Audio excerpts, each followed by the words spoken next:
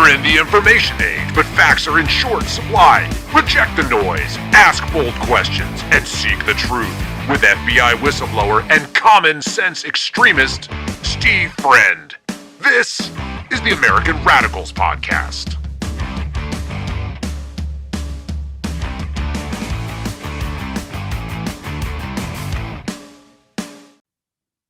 It is the American Radicals Podcast. It's Thursday, March 26th, 2026, and today is all about how nothing is as what it seems to be. We're going to talk about ICE deploying to our nation's airports.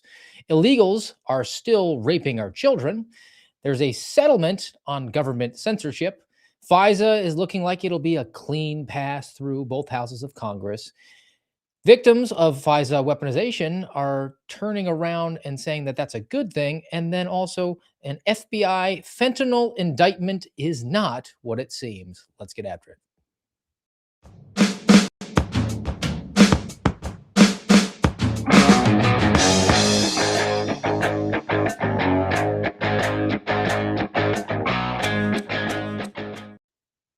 It's just lies and propaganda, manipulation, sleight of hand. These are all of the terms that we use. And some of it's for good, some of it's for entertainment, and some of it's for ill. I mean, who likes to go and watch an illusionist? I think that's what they call magicians now, right? The guy pulls a rabbit out of a hat. He's not a sorcerer.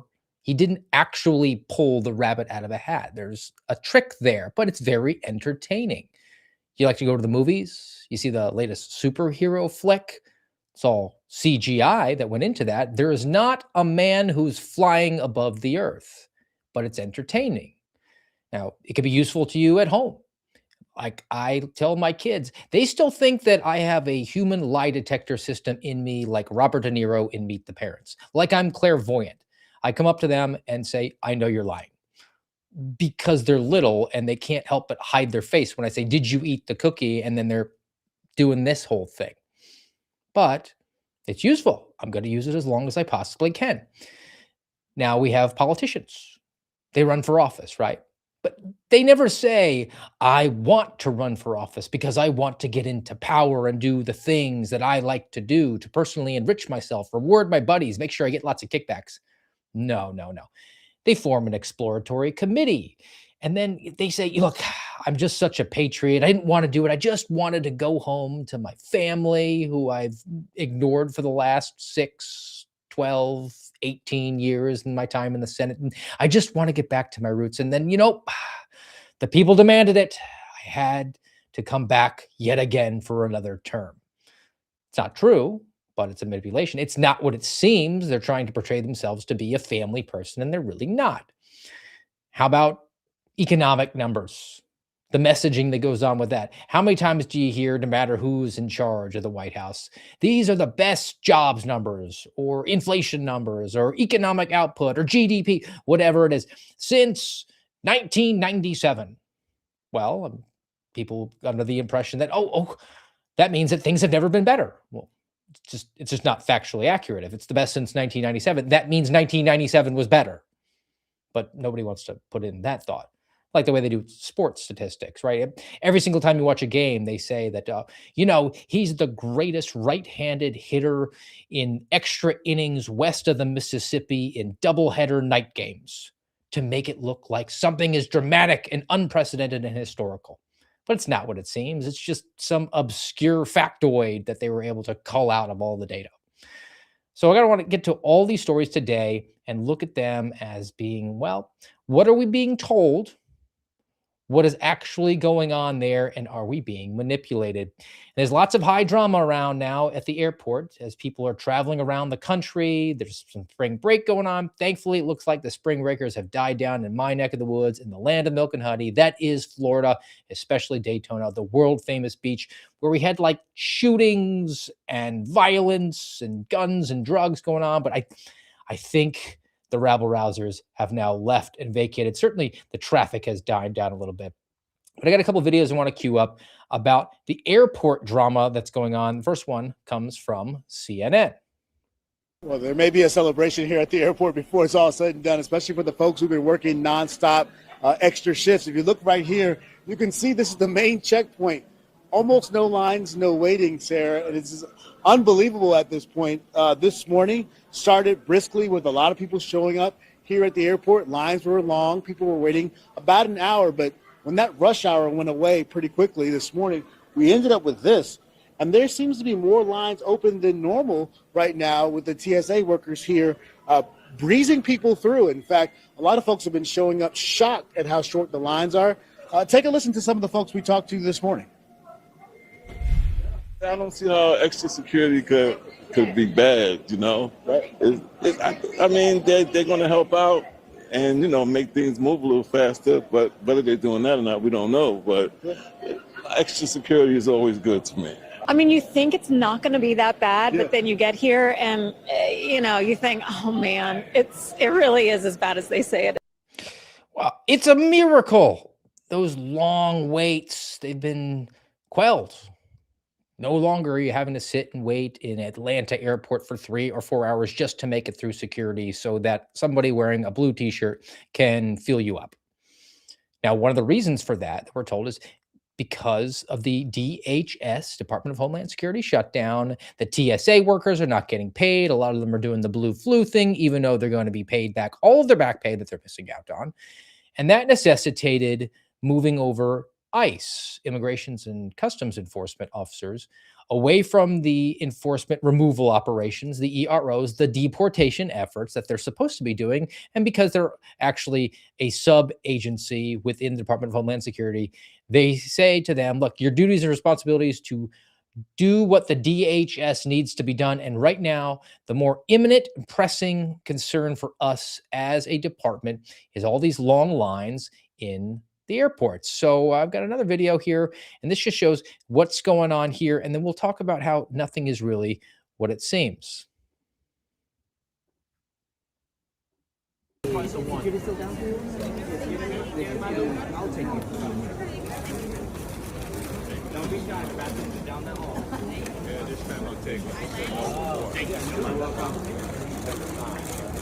Big flight.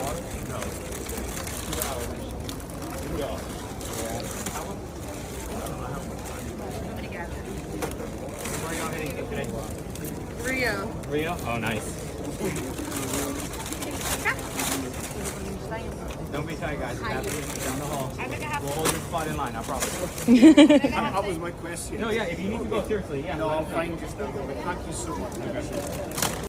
Oh, gee golly, thank you so much, ICE agents who are working security. For those who are listening, you should definitely hop over to Spotify. If you had me listening, you could do that at AM Rad Pod. We're about 8 minutes into the program. Those are ICE guys and some other counterparts, some task force officers associated with the enforcement removal operations who have been pulled off the streets in order to assist in handling these lines. They're handing out bottles of water, being uber courteous to the people. And look, I'm not opposed to law enforcement being courteous, promising to hold their place in line so they can go to the bathroom. And this was being touted around the online space as a complete and total victory for the political right in the country. Can't you see how effective our ICE guys are? And they're out there doing this. They're not even getting paid like all the others. Well, I think ICE is actually fully funded, but you see where I stand on this. The messaging is that ICE is so uber competent that they're able to and nimble enough to just walk on over to the airports and fix the problem. They are an objective force for good. Their mission is an objective force for good because it's one of the few charges that we expect of our government. Eject foreigners from the country who came here illegally. But how could this possibly be construed as a victory for the political right? And why is it even a right-wing thing to say, oh, yeah, we need the government to enforce the borders? These guys have been pulled away from what their mission is. How is this any different than evacuating Minneapolis? Oh, we did everything we came here to do. This is Dunkirk. We're surrendering the beach here. We're evacuating continental Europe, but it's a victory. This is a defeat. This is a distraction entirely.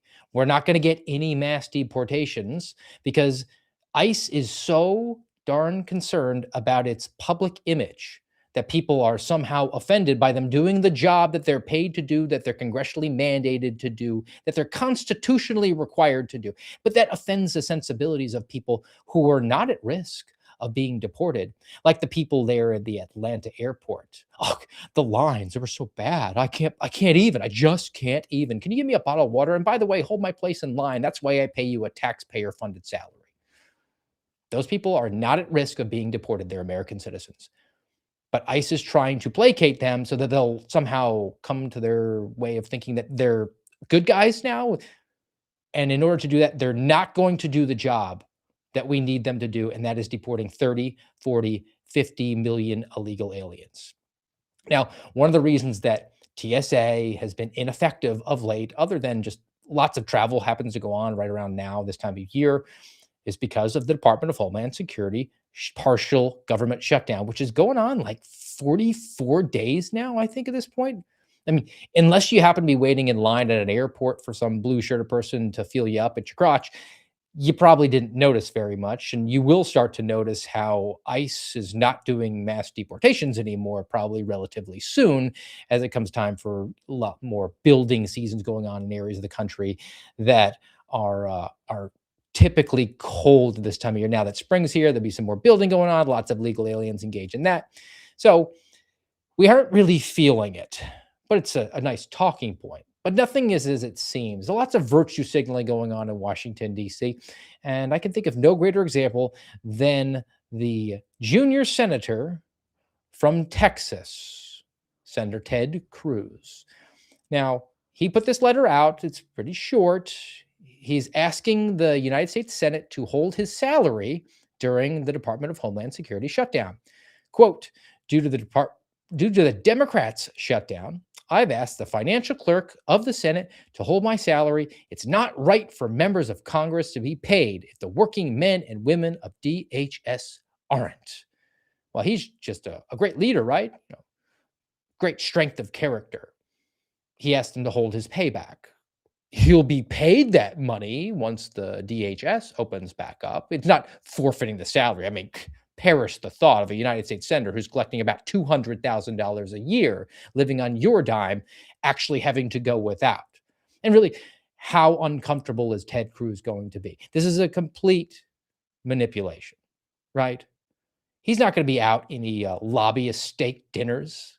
Shoot, he can use campaign funds if he needs to in order to float himself. He can give himself a nice, comfortable loan if he needs to. He can go up to a credit union and say, I'm a United States senator. I get paid a lot of money. Can you just give me an interest-free loan until the DHS is opened back up? If he really, really needed it. There's no hardship here, but it looks good on social media, right? Which is why he put it out on social media, this like 4-line letter, barely 4 lines that he wanted to put out there. He's not really feeling the squeeze, not really feeling the pinch. Who are feeling the pinch, though? I mean, who is really being inconvenienced by this DHS shutdown? And we talked about these long lines, but I hate flying. As I've gotten older, I've come to the conclusion that I need to expand the radius that I'm willing to drive in order to avoid flying. It makes no sense to leave your house and work your way through security. If it takes 2.5, 3 hours in order for the plane to take off, then you can expand out the timeline that you have in order to drive. And I'm willing to drive a little bit extra if I need to, just to have the convenience of a vehicle and not have to get groped by a government employee. But a lot of people don't have that luxury. Maybe you're traveling across the country. You're not going to be able to do that 5-6 days. That's the entirety of your vacation. So I found this one, and it'll lead us into the next story about the perks might be going away. And that's when your Ted Cruz's of the world might actually feel the pinch. But in the lead up to that, this is motivating Delta to pull back some nice government perks that they're offering currently for our elected betters. Just look how bad it is in the airport. This is all the TSA line. The line where you get your ID and boarding pass checked is all the way up there. It comes around here, all the way around, all the way around, all the way around. It snakes through here, but then you have to take the escalator over there down to the baggage claim downstairs, and that's how you end up down here. Right now, According to that board, it says that the wait is 150 minutes. Not sure if that's accurate. Well, that has prompted Delta, the CEO, to come away with a statement. This comes from USA Today. Headline: Delta suspends special services for members of Congress amid shutdown. Well, they're not doing their darn job, so why should they enjoy the accoutrements of elected office? According to Delta Airlines, lawmakers no longer receive special airport escorts, VIP treatment for services like upgrades and rebooking. They say that the lawmakers will be treated as any other passenger because Delta wants to stand in solidarity with the TSA workers, and they want things to function well because they're probably getting a lot of negative comments online and criticisms that are really kind of like not within their control. But if Ted Cruz doesn't get VIP treatment, or if none of these guys get the personal escorts because they're wearing a congressional pin on their lapel, that might prompt them to take further action to reopen the government. And look, as a small government person, I would like DHS to be shut down forever, particularly when the only element of DHS, border enforcement, is actually funded for the next year plus. But on the subject of nothing is as it seems, in addition to the virtue signaling that we're getting from the Ted Cruzes of the world, you know what else he's offering right now, right? He's offering the Democrats a deal, because he doesn't really want to forego that government salary, and he certainly doesn't want to not have the perks and the escorts of walking through the airport with an armed guard at his side, right? He doesn't want to wait in line with the plebeian swine. He's supposed to be from an ivory tower somewhere. So his proposition right now is that they want to divorce the ICE, the immigration enforcement aspect, from the rest of Department of Homeland Security, give the Democrats everything they want, fund Department of Homeland Security partially, and then, we'll renegotiate whether or not we should fund the only portion of Department of Homeland Security that actually matters at a later time. So he's now going to completely betray the base that sent him to Washington. And, you get it, right? He's just a government guy. He doesn't want to take the heat. And really, is there an impact on his life to have 30, 40, 50 million illegal aliens? Well, perhaps he should get a refresher on that. You remember a couple years ago when all the politicians went to the State of the Union wearing the buttons that said Laken Riley, and they tried to exploit that for everything it was worth? And the family, thankfully, stepped back and said, you're not going to run us through the mud, but at the same time, pushed really, really hard to make sure that nobody forgot her actual name. That was the young lady, I believe, in Georgia who was murdered, had her skull fractured, rearranged by an illegal alien.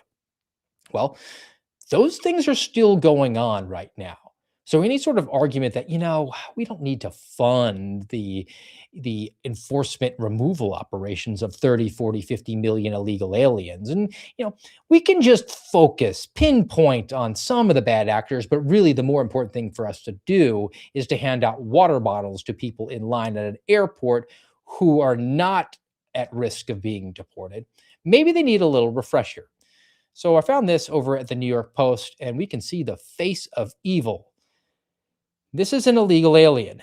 This is an illegal alien dude with a Michael Jackson mimicking nose here. The headline of this story is Trans Migrant Gets a Sweetheart Plea Deal in Rape of a 14-year-old Boy. Migrant meaning illegal alien. Now, this illegal alien's name currently is Nicole Alexandra Contreras Suarez, a 31-year-old Colombian immigrant illegal alien, pled guilty to second-degree rape in Manhattan for sexually assaulting a teen in East Harlem last year, and was promised a sentence of just 6 months for forcible rape of a 14-year-old boy.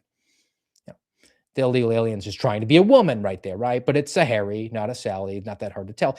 He has an Adam's apple for those who happen to be listening only. A 6-month sentence, which would mean in a couple of weeks, this illegal alien will be set free because the 6 months will elapse at that point. That's why you have a Department of Homeland Security.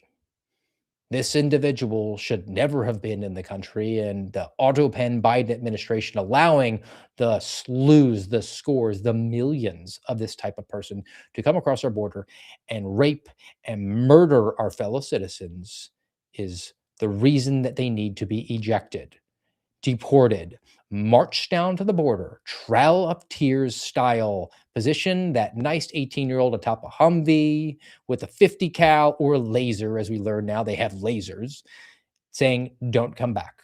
We're not going to give you a bottle of water like the ICE guys are doing in the airport, because that'll just entice them to come back. That has to happen. If it doesn't happen, we don't have a country. We don't have a country right now because the government that we have implemented is failing to honor its side of the social compact. The social compact is non-existent. It's been wholly dissolved. We expect very little of our government. We demand these things, and yet they have seen fit to say, you know, we know better than you. We're going to do all the things that are not included, and then at the same time, shirk our responsibilities for what you demand. And then those pesky little rights that we promised you, yeah, those don't really work for us. So now let's talk about some First Amendment stuff, because there was a victory, I guess you could characterize it. At least it's being characterized online as a gigantic victory for the First Amendment, to protection against government censorship. But there's more than meets the eye. Certainly, we're going to see the manipulation that is afoot. And this is all about the Missouri versus Biden, or Murphy versus Missouri, as it later became, case of government censorship. So Rational Ground by Justin Hart, it's a Substack, is talking about this latest settlement that we just got. Hey, throw some pom-poms in the air. Let's have a ticker tape parade. Breaking! The government just admitted it and agreed to stop. Now, if you don't remember, Missouri v. Biden, later Murphy versus Missouri, it was all about coronavirus posts and 2020 election stuff and the Hunter Biden laptop, all of that stuff being censored by the government. Now, there's been a settlement reached. The Donald Trump Department of Justice has now come across and said, look, we're going to settle with you on this one because the adults are back in charge. Don't you trust us? It is a 10-year, as they're calling it, court enforceable consent decree. Well, nothing is really as it seems when it comes to court enforceable. I can tell you that because I have a signed agreement from the Department of Justice, and they didn't honor it. But what happens here? The consent decree directly binds the U.S. Surgeon General, the CDC, and FISA, which stands for Cybersecurity and Infrastructure Security Agency. And that's part of Department of Homeland Security. Just part, not all of Department of Homeland Security. FISA, very, very important. It's got the word security twice, so you know it. FISA is the organization that was founded during the Donald Trump administration, part one, that came to the conclusion that their jurisdiction fell between the gray matter inside your head. They called it cognitive infrastructure.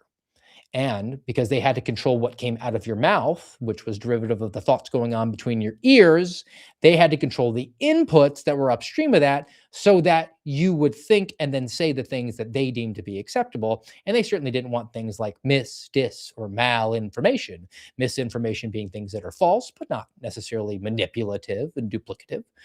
Then there's disinformation, which is purposely lying. And then there's malinformation being things that are true, but they're just inconvenient. Like saying that the candidate for president's son is going around grabbing bags of cash and the FBI has a laptop proving it currently in evidence, right? Those sorts of things. So now we have a consent decree. The settlement's been reached.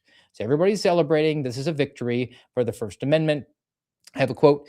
The parties agree that government, politicians, media, academics, or anyone else applying labels such as misinformation, disinformation, or malinformation to speech does not render it constitutionally unprotected. Finally, we have a First Amendment for a reason. Free speech. Congress shall make no law abridging our free speech, right? The covered platforms are Facebook and Instagram and X and LinkedIn and YouTube. I don't know if there's any more than that. As far as I know, there's way more platforms than that. So maybe we're a little bit limited in scope when it comes to the consent decree. Those are the largest platforms, though. But I said the affected groups and agencies and departments: CDC, Surgeon General, and CISA. Where's the FBI?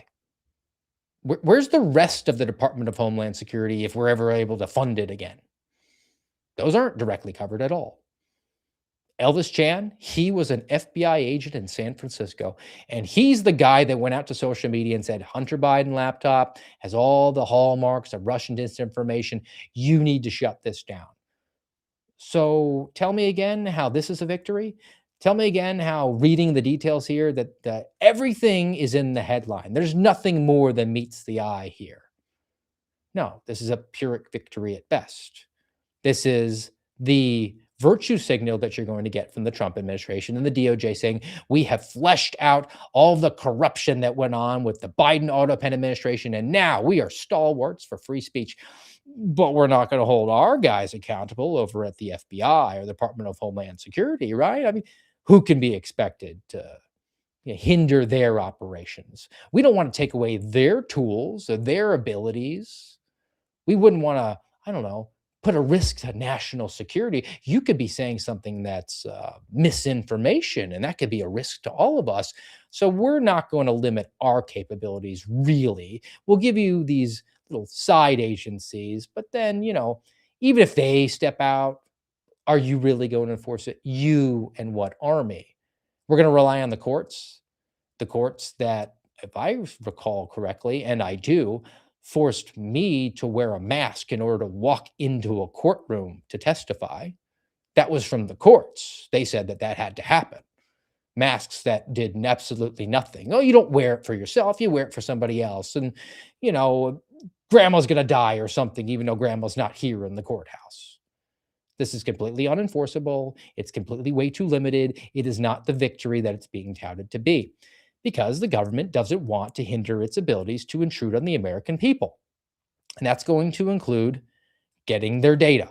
So we touched on this, I think, last week, but I want to go back into it in a little more detail. This is a story from NPR. Headline: Your data is everywhere.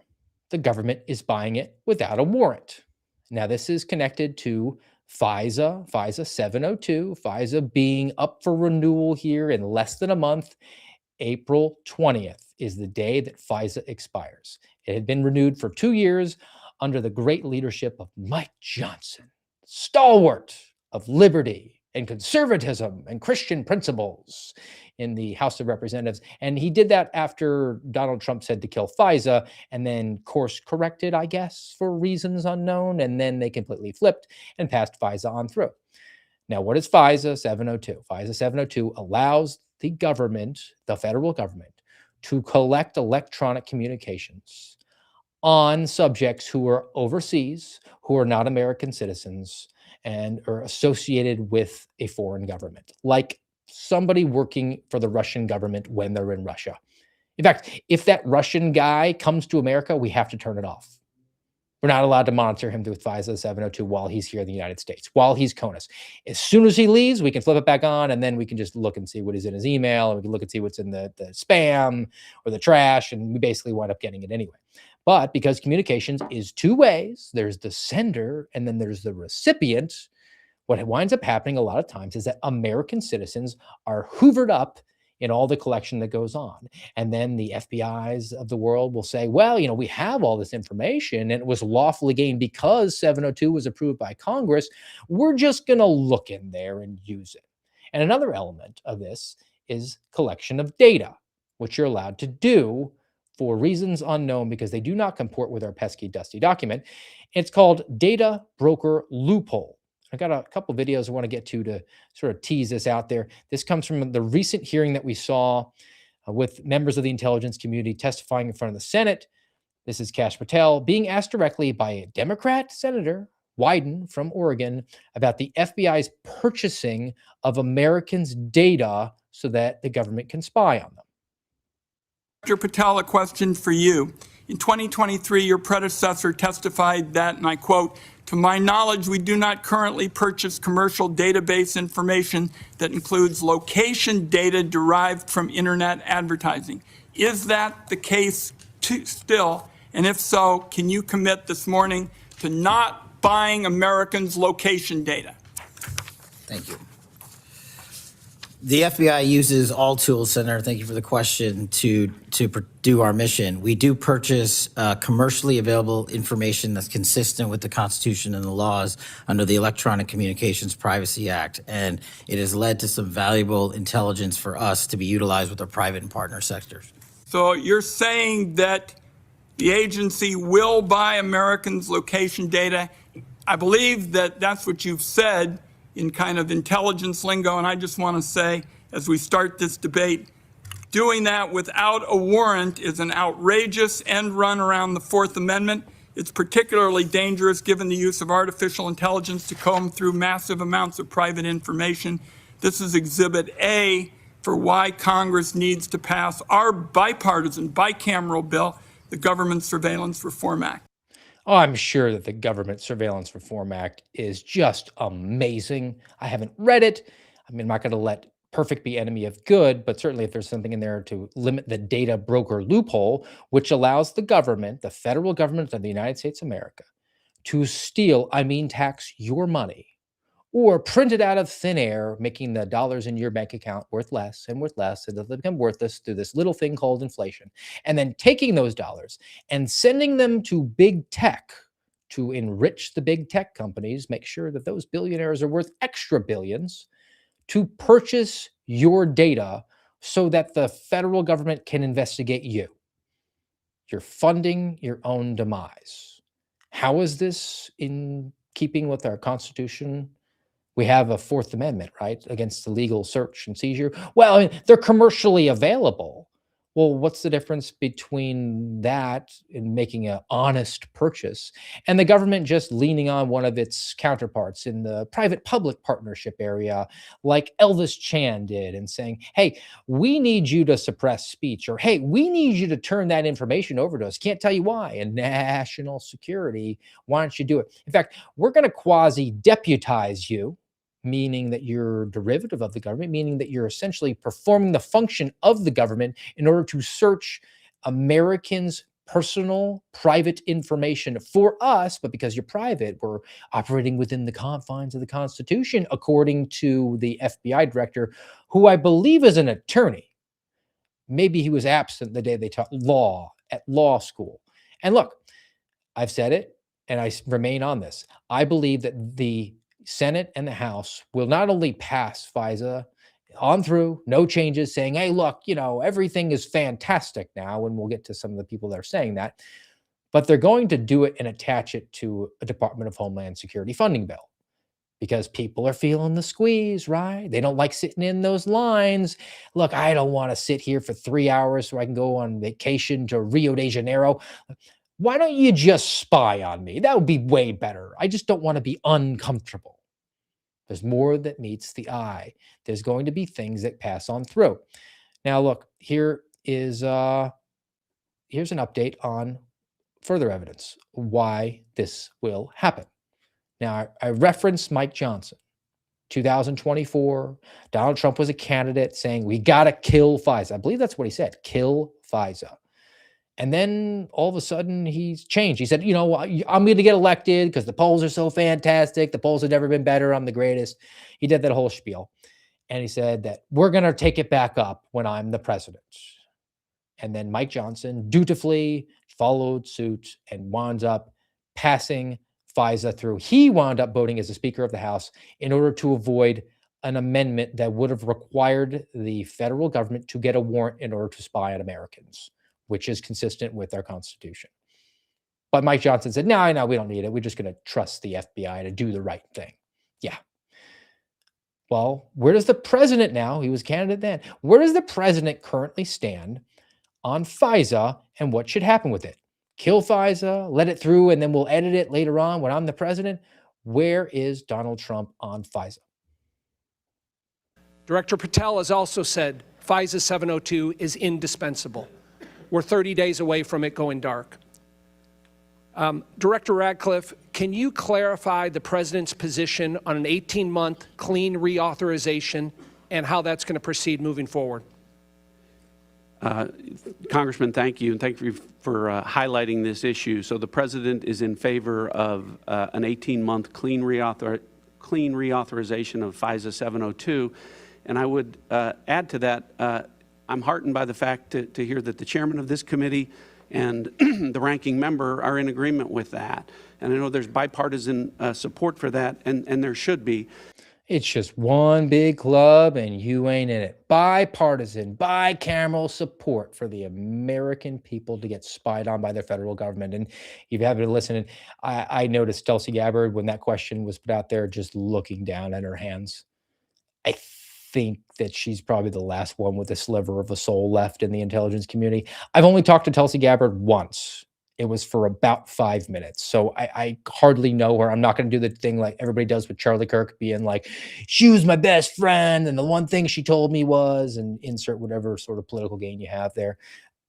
But I think she's been pretty consistent on personal privacy. She's certainly been a victim of government weaponization.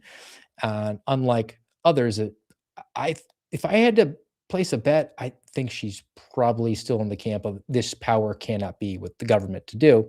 But when you had the Johnny Ratcliffes out there, and you got the Kash Patels, and you have all these other elected members that are uber excited to have the ability to spy on you, what can you do? And here's one right now. It comes from the Hill. Jim Jordan. Jim, spelled with the G, reverses long-held position on spy powers, says he will back Trump extension of FISA 702. So as long as it's Donald Trump doing it, Big G, Jim Jordan, is very much in favor of it, even though in 2024, he voted against reauthorizing FISA 702 without the warrant. He was on record. He was actually opposed to Mike Johnson. But now we get the quote from Jimmy Jim that says, quote, it's just the reality of the situation today that with all this going on short term, after the reforms that we put in place, I don't think it's a problem. Yeah, you don't think it's a problem because it's our tool now, right? That's it. You are expressing fealty to the president of the United States. He's in favor of it, and you're going to go along and follow suit. Integrity is only a problem if you got it. And certainly Jim, spelled with a G, doesn't have a whole bunch of integrity.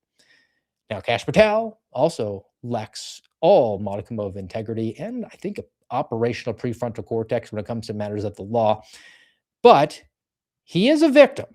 And I got a couple pieces that I want to get to about that, and also just furthers the narrative of this guy, like Tulsi Gabbard, was a victim of government weaponization, and now he's just bellied up and is going to simp for the administrative state. So it was reported recently that the Arctic Frost investigation wound up trying to subpoena a whole bunch of information about Kash Patel. Shocked. Tipped me over with a feather. But that's hardly new. So for some history here about Kash Patel being a victim of a weaponized government, I want to go back, I think this was a year or two ago. This comes from the New York Post. It's from Paul Sperry. Headline, report reveals that FBI spied on its likely new director, Kash Patel. According to a government watchdog report, which means the Inspector General, which is the counterparts, the oversight, it's the government investigating the government within the Department of Justice and normally finding out that the government didn't do anything wrong. And if they did, it's too late to do anything about it.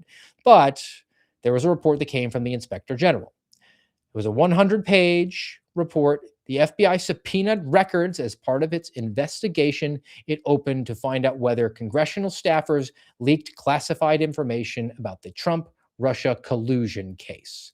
So this goes all the way back to Crossfire Hurricane. This was the example of Kash Patel being a part of Devin Nunes's staff, being the lead investigator, which wait 5 minutes, he'll tell you he was the lead investigator in Crossfire Hurricane. From what I've heard, he basically just cribbed off of other people's notes the entire time, which shouldn't surprise you. I think he was absent the day they taught law at law school. But, as it came to pass, Kash Patel discovered later on that Andy McCabe, who was the acting director of the FBI after Jim Comey was fired, and subsequently Christopher Wray, who became the director of the FBI, both authorized and were fully aware that there were subpoenas issued for information about Kash Patel, like his call records, because they wanted to try to put him up for a leak investigation to besmirch his reputation and just hinder the investigation into who the bad guys were on the Russia collusion hoax investigation of the investigation. Right, right. Now let's take a step further. Yeah, that's pretty bad weaponization. Well, we had the new revelations. This is an exclusive from Reuters. Headline: FBI investigation into Kash Patel was more extensive than previously reported. So apart from Crossfire Hurricane, this is Arctic frost.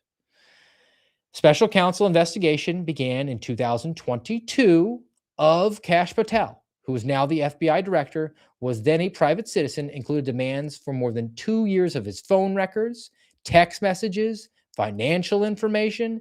In addition, they asked for his online usernames. They got his billing information, his addresses, his IP addresses, bank account information. Now, they didn't get content, but they were able to basically build out his entire life, his entire world. And it leads me to a couple of different thoughts on this one. Could this be the, I don't know if you can call it benign, or at least a reasonable explanation for why Kash Patel has completely crapped the bed as it comes to reforming the FBI? Did they maybe show him something like the way they showed Mike Johnson something in the skiff when he reversed course and voted to renew FISA 702? I'm going to put the probability of that as low because I think that Kash Patel lacks all modicum of character and integrity, but it's certainly a plausible explanation, right? He's certainly the victim of weaponization at this point, which leads you to question, why would he be on board for continuing to arm up and provide all of these tools to an out-of-control government rather than doing the thing that he promised to do? Well, he did promise to give us one thing, right? And he claims to be delivering on that all the time. Just wait another 5 minutes after he talks about Crossfire Hurricane, and he'll tell you just how many documents he's turned over to Congress and declares it transparency. So, more than meets the eye. This is an online post because this is the way we do government now within our apparatus. This comes from the Senate Judiciary Republicans. Breaking! Jack Smith subpoenaed Verizon for roughly 2 years' worth of Kash Patel's private records, including his text and call logs, residential address, credit card number. New subpoenas were made public by Chairman Chuck Grassley, Senator Ron Johnson, and Senator Ted Cruz. Even though Ted Cruz isn't collecting a paycheck, he's still out there doing work on behalf of the American people or Kash Patel or something. The adjoining piece, they mentioned Chuck Grassley, who's the chairman of the Senate Judiciary Committee, even though he's 9 million years old. And he put this out on his social media. And when I say he, one of his staffers pretending to be him put this out there in a phonetic way that you would expect someone who's 900 million years old to, I guess, type on their phone. But the public has a right to know how their tax dollar with a dollar sign have, with lacking all vowels, been used and who was involved in the decision making. I released new records today on Arctic frost, all capitals, that raise more questions about, without vowels, Jack Smith's conduct plus candor. Smith even subpoenaed 2 years of Kash Patel's private phone records. Alarming, all capitals. Okay. My third grader would mark that as an F on grammar. There's no punctuation in that at all. You're a United States senator. Tell your staffers to act like grown-ups. You know this thing and about social media, you can actually post more than once. You don't have to cram it all into one thing. That's not that much information. You could have actually crammed it into one online post. I don't know why the insistence here is, well, I do know, right? There's more than meets the eye. Chuck Grassley, who I've met, again, for a couple of minutes, is, I think, less competent than Joe Biden. He's that out to lunch. He's completely run by staffers at this point. And yet again, this guy's probably going to try to run for re-election. He will die in office after I have already died. More than meets the eye. He's not in control, and that's a manipulation. You know, I was going to go back to my farm and my family, but true patriotism, the people demanded that I came back to serve yet again. And then to the overall overarching, more than meets the eye. The reason that this information was handed over to Congress is just that, to give it to Congress where nothing will happen. That's where investigations go to die. Trust me on this one. I went to Congress. Nothing happened except me sitting here in a non-restrictive waistband. No accountability, no arrests, no de-weaponization, because the promises that Jim, spelled with a G, Jordan made were completely vapid and inconsequential. No intention of having any follow through whatsoever, other than maybe a strongly worded letter, an appearance on Fox News, and some strongly worded tweets. The reason that Kash Patel has turned all this over is to claim that he's being transparent, and really there's never going to be any follow through. The evildoers will never be held accountable, and the people who are not paying attention and not actually following up on this thing are going to say, yeah, we won, things are all good, we got Kash in charge, we got the Republicans in charge. Meanwhile, the status quo remains, because the status quo is undefeated. All right, let's go to one more that I want to get to. I teased this in the beginning because there is more than meets the eye of another FBI story about Operation Box Cutter, where they wound up indicting some Chinese fentanyl dealers or something. So this comes again from the FBI director's Twitter account at FBI Director Kash. Got some nice siren emojis. Operation Box Cutter. Today, 6 Chinese citizens and 2 China-based pharmaceutical companies have been indicted for allegedly selling and delivering chemical precursors used to make fentanyl intended to be smuggled into the United States, as well as forging an alliance with a Mexican drug cartel. Now, the FBI director also shared a link to a Fox News story, which was adjoining to that. Headline there, FBI's Operation Box Cutter indicts Chinese pharma firms, terror-linked cartel assets in fentanyl takedown. And they're hoping that that suffices for you. So the information that Fox News shares is that from July of last year to January of this year, so roughly 6 months, the companies allegedly used 6 defendants to openly market, sell, deliver various chemical precursors intended to traffic fentanyl. Throughout the operation, China's Ministry of Public Security provided the FBI with valuable intelligence to advance its understanding of the investigation. Well, more than meets the eye, according to a post and a headline at Fox News, but let's see if we can just noodle this out. The FBI is claiming that they have indicted these guys, and they wound up getting, I think, 3 Americans arrested in connection with this, Americans who were working with the Chinese. Can we not brush over that the FBI relied on intelligence that it got from the Chinese, from the CCP? Do you think the Chinese were being completely transparent with you, FBI Director Kash? Or were they maybe giving you information that sounded okay to put in a press release or to put in a headline on Fox News, and they weren't really interested in actually getting to the crux of the actual criminal enterprise out there, which is sending poison over here to the United States? Did they give you just enough so that you could tout, Director Kash, how you flew over to China and signed some sort of an agreement and then immediately claimed how you saved tens of thousands of people? I think that's probably a little bit more reasonable. There's more than meets the eye in that one. And actually, there's more than meets the eye in this successful Operation Box Cutter, because it's not something that just happened, even though Kash Patel felt obligated to share it. I mean, he's just being a good patriot, being transparent. No sort of a personal aggrandizement there. No self-congratulatory nature to tweeting this stuff out there, because this is 6 months old. Here's a headline, or at least a headline from a press release that came from the Department of Justice. Grand jury indicts 3 U.S. citizens, 22 Chinese nationals, 4 Chinese pharmaceutical companies, in international drug trafficking, money laundering conspiracies. It comes from September 3rd, 2025. Remember I said it started in July? Yeah, they indicted them 2 months later. And you notice in the headline, 22 Chinese nationals, 4 Chinese pharmaceutical companies. They were indicted, guys.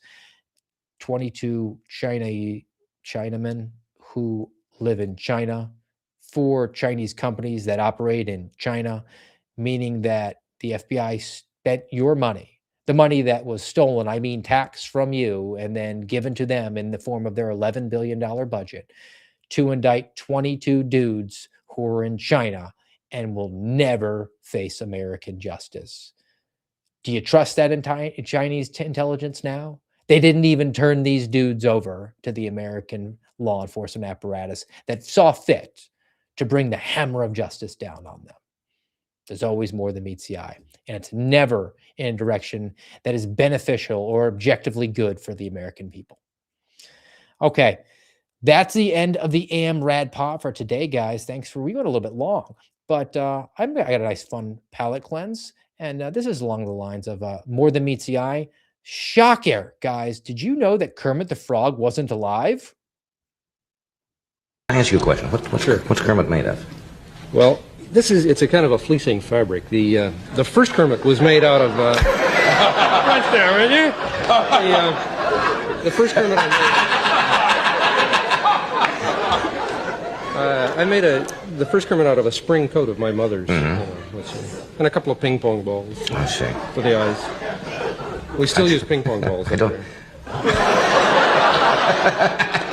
Humiliating. Yes. All right, guys. Plan to be back with you tomorrow, noontime, here on Rumble and YouTube. And until then, have a great day.